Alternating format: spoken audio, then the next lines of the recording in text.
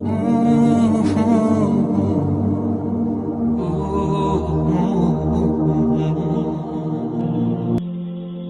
کوئی بھی چیز تم تک بے مقصد نہیں پہنچاتا۔ وہ جس جانب بھی تمہیں لے جانا چاہتا ہے اس جانب جانے کے وسیلے بنا دیتا ہے۔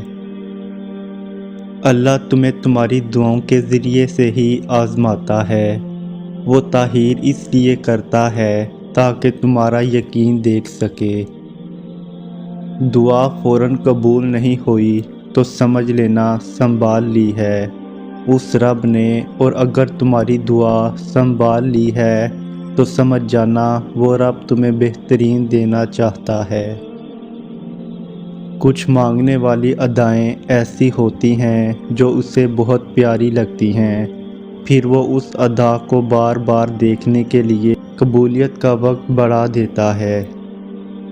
وہ جب تمہاری دعاؤں کو قبولیت کے لیے چن لیتا ہے تب وہ تمہارے دل میں دعا کا خیال بھی خود ہی ڈال دیتا ہے۔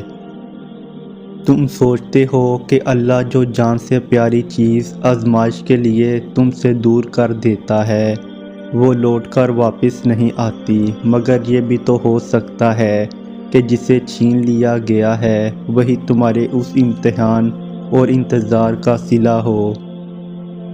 اگر وہ چاہے گا تو اس چیز کو تمہارے لیے وسیلہ بنا دے گا جو اب تک ناممکن ہے۔ اللہ قبولیت کی منزلوں سے پہلے تمہیں انتظار سے گزارتا ہے۔ وہ آزمائش اسی کو دیتا ہے جسے وہ انعام کے لیے چن لیتا ہے۔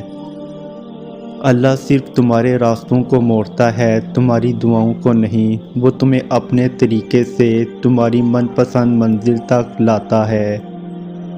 اس کے سامنے تو پتے کی بھی اتنی ہمت نہیں ہوتی کہ وہ ہل جائے، تو پھر تمہارے ہاتھوں کا اس کے روبرو اٹھنا کیسے بے وجہ ہو سکتا ہے؟